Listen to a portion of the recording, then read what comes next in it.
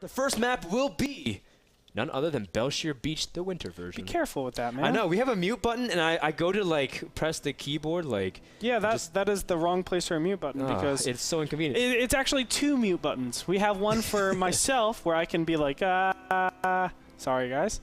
And I can mute Frodan with the other one. Oh, why would you ever mute me? I would never do that. That's why it's super far away from me. That's... Enough people mute me on their own streams. You don't need to mute me too.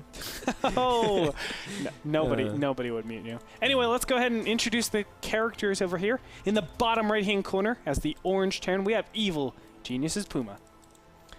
On the top left, we have Bratok, the red Russian Terran player, and he is 0 and is it 0 and 2 or 0 and 3? I think it's 0 and 3 right now, but don't quote me on that. Okay. Yeah, Braddock's he's been struggling, and I mean honestly, his TVT is not bad. It's at 66%. Yeah. And he's never played Puma, but he's actually beaten some pretty notable people. You know, he beat Thorzane at the Gathering, even though he lost to Lucifer in the finals. And Thorzane, his TVT is pretty strong. I mean, that's how he won DreamHack Stockholm. No, that's the thing. Braddock showed amazing skill throughout NASL Season 1 and Season 2. Season 2, he made it to the finals. So he definitely has skill. He has the potential to play at this high-caliber, top-tier play. It's just he hasn't been able to connect the dots, starting us off. It's unfortunate, but he did the same thing in Season number 2 and then came back with like a ridiculous 5-0 wins or something like that. And from there, he just completely dominated the scene and was able to qualify for top 16. So hopefully we'll see the same thing here coming into match number 1 for today. I like how these players are opening up with their scouts, checking corners to see any kind of proxy shenanigans that was on Puma screen and Braddock, and they were making sure to be diligent in how they approach this matchup. And Belshire Beach is a pretty interesting map for TVT, Andre. What can we really expect, especially between these two players? Well, positioning is key, much more so on this map than any other map, and not only that, we want intelligence. Big points of contestation are going to be right directly outside this 3rd/4th. I don't know what you want to call it, but right here, this is a really big place where you kind of have to defend this area. And the main reason is because you can drop into the main and do severe damage. You can actually siege up and slow push that main, or you can easily go into the natural. Both are very accessible. So both these players will be thinking about that in their mind. How will they go about defending those areas? That's the big question. We do see Puma is opening up with a Reaper. He's going to hit the Watchtower. I think Braddock saw it with his SCV that was retreating, but we see a pretty classic Reaper expand, so slightly more delayed compared to Braddock's no gas expand. But in the end, he's going to get a pretty decent scout off, and Puma wants that information, especially on Belshire Beach, a map that you can one-base pretty easily on. And Puma is arriving now. He's going through the front. What do you think about this? A lot of players sometimes try to jump the cliff, but directly engaging on the supply depot. Puma's going to lose his initial Reaper. Oh, wow. It is kind of suspect to do a move like that. What's the purpose of the Reaper if you're just going to do pressure in the front? A lot of times you put the Reaper out and keep it alive just to say, stay in your base for quite a long time or keep units defensive so you have no potential to actually push out in that early game stage. Not only that, you want to get a good scout and you want to see what's going on.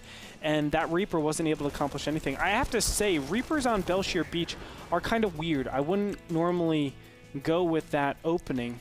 But there's not that many escapes at the base. Exactly, so yeah. There's not as many opportunities to run compared to a map like Shakuris or anything. But the entry points are kind of weird. You don't get to consistently get into your opponent's base if they have a wall. So that's the big reason why I'm like, why are you going to Reaper on this map in particular? But if you ask Ben Nicole, a.k.a. Mr. Bitter, he would say, Andre, shut up. That's exactly what Puma wanted to have happen. That's true. I mean, Braddock, he feels pretty comfortable as well. Not only because snow reflects the motherland of Russia, but also because he opened up a little bit on the greedier side compared to Puma and is completely okay. And Puma had to burn a scan also because he didn't get any information with his Reaper. And now has to see what his opponent's up to. But he sees pretty standard stuff. 3 barracks and a tech. It is interesting right now. Normally you go slightly faster reactor. You can see a lot of gas was saved up for Braddock. You can actually get those 2 reactors a little bit earlier. It's just very minor, but that will affect his Marine count going on a little bit by, I think, approximately 2 Marines.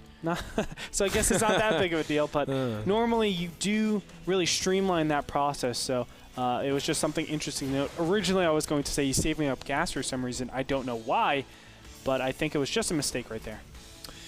We see Puma grabbing a very early +1, and we have seen games like this in the past. Yep. TVT, most notably with the Muslim, who loves getting early +1. No surprise, his teammate Puma also going for a similar strategy. And we've seen, especially if you lean towards this biocentric style, how upgrades can provide you very key times, especially if you want to push. So I like that, you know. And Andre, you're very vocal about getting upgrades, especially if you go for a bio kind of style.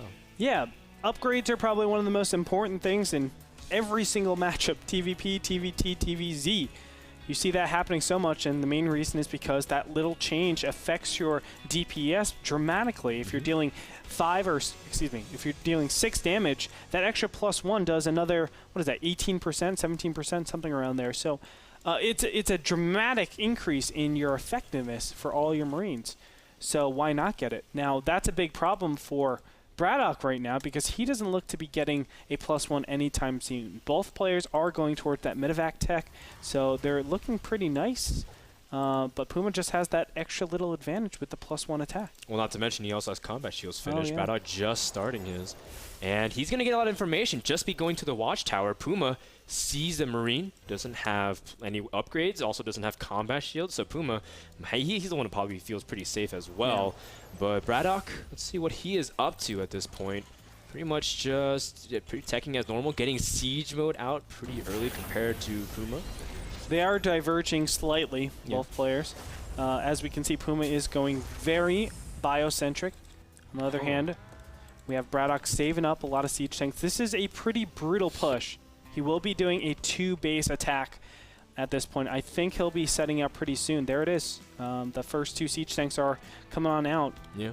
And I just feel like this will be pretty effective, seeing as Puma doesn't really have a lot of map control since both players are on similar techs. The economy wasn't too different. Braddock is taking his position uncontested, and when you're going bio like this, you need to be on the map. You can't be so defensive. Puma actually is in a terrible position. How will he go and defend this area? Well, he has the Marines in his main base to kind of prevent any elevator play, so he has that. But Braddock does have siege tank. Siege mode also momentarily just finished. Oh. So he will be able to push his way in, and Puma, is he aware that this is coming whatsoever? In fact, he's trying to expand to the bottom center as well, so he's got to cover a lot of area. That's a clear indication that he has no clue this is coming.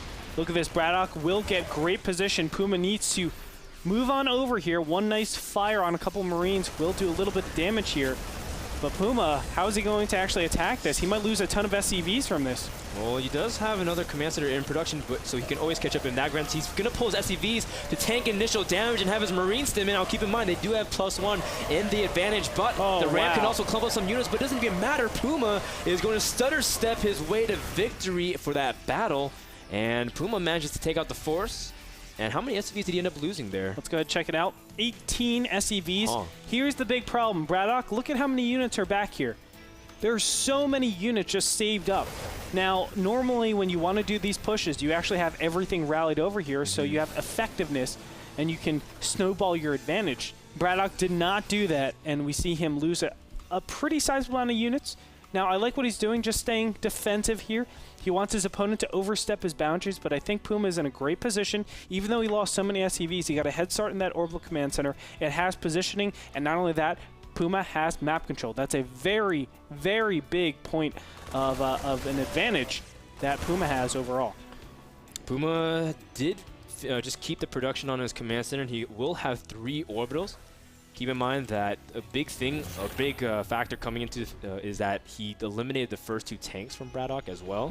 So normally Braddock would have a 3-tank advantage, but only has 2 at this point. Oh, Puma's going to try to elevator into the base here, but instead backs off when he sees a turret and is content with taking out supply depots. And I like it. He's keeping light pressure on Braddock, making sure that he doesn't feel comfortable, because at this point Braddock is just forced to mass and make his command center play very defensive. When you do things like this, it delays the 3rd base of Braddock. Puma is positioning his units, so it's like saying, hey, you need to spread out all of your units across these 2 bases. Well, if you're doing that, you really don't have the potential to go and take this outwards position to defend your natural and your 3rd base. You just don't have the capacity, don't have the units to defend so many areas. So I like what Puma is doing, just exerting his control over the map, forcing his opponent to basically have a weakened economy. And now Braddock, look at this. He's finally fed up. He has to push out from here. He does have turrets in pretty good locations defending against any of those drops, but he desperately needs that economy advantage, or at least the economy evenness. Equalizer. Yeah. He needs to do something because Puma is just going to jump way ahead. Despite the fact that he lost SUVs in the push, he was down about 10. He's already caught up. And keep in mind, he has an additional mule or scan at his advantage. And Puma and Braddock seem to have a standoff here towards the eastern part of the map. Braddock did load up a drop, but it did fly over one Marine, so Puma should be aware of that. And we might have ourselves a cold war of sorts across this bridge. Who will choose to push over? Will they even push over? Both these players are in gridlock. It looks like Puma did read that the Marine drop over here in the bottom left-hand corner was inbound for that third base, but I like what Braddock is doing, preparing the drop rather than trying to drop directly on top of the third. And, oh, actually, Braddock will not have too much success over here because there are pretty good number of medevacs here. The medevac goes down instantly. Nice job, but this workaround, this might do a lot of damage, Rodan. Yeah, he's got a huge Marine advantage. He picked off several, and Braddock is going to have to evacuate that immediately. His SUVs are in pursuit, and he doesn't have a good concave either with his Marines. Puma, he didn't even wait for +2/+2 to finish, but it doesn't even matter. He has the Marine advantage and now has been able to whittle down the numbers. And Braddock, his drop in the bottom center is still kind of working. In fact, Puma decides to clean up there finally. At the end of it, Braddock doesn't really have many Marines left, and he has actually almost the same amount of tanks as he does Marines. I think the better choice would have been to take out these 3 siege tanks rather than contest the Marines. The Marines are very heavily upgraded. Not only that, they're pretty self-sufficient with just their medevacs, but if you remove the siege tank count off the field, you're actually giving your siege tanks a lot of momentum. They can actually do a ton of damage, and they don't care about the upgrades. You know, these Marines are 2-2, whereas Braddock's is only 1-1. He will be at this advantage for about 60 seconds more. So have the siege tanks do amazing amounts of fire, and you know, it basically negates that advantage or any advantage Puma would have. Puma has 66 Marines to the 22 of Braddock, and his production is outrageous at this point, forcing another cancel in the third, and Braddock is not in position to defend it again. Puma grabbing a very significant macro advantage. You can see in the supply. 180 to 140. Puma has an incredible amount of initiative right now. He scans and sees that Braddock's not even protecting his natural. He might just run up here and take out everything of his production. Oh yeah, 1 siege tank in position, but that's going to go down very fast. The Stim 2-2 Marines are just wrecking the base of Braddock. There's nothing that can be done. Braddock's going to tap out. GG.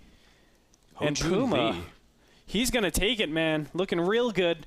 I have to say, that was the best example of how placing your gas, I'm trying to explain this efficiently, placing your gas into those things that get you an advantage later on is a lot better than just investing into gas that gets you like a slight advantage, but not so much. You really want to explode with that huge push and really commit your gas to that push, or don't do it at all. Because Braddock did this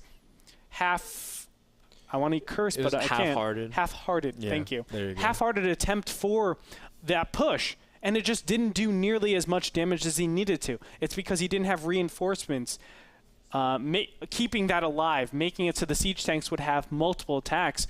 And once the first attack was cleared up, it's just Puma had an amazing advantage, and Braddock was consistently behind in the upgrades, and it's just all because of the allocation of gas in that early game stage. Strong positional play and advantage went to Puma. He is up 1-0 in this series. And of course, it's a best of 3, which means we'll be back with our next game. Thank you so much to the sponsor of the series. It is Epson, for providing all kinds of projectors for NASL Season 3. We love you, Epson. Check them out at epson.com. Don't go anywhere. More action from Division 1 is coming up right after the jump.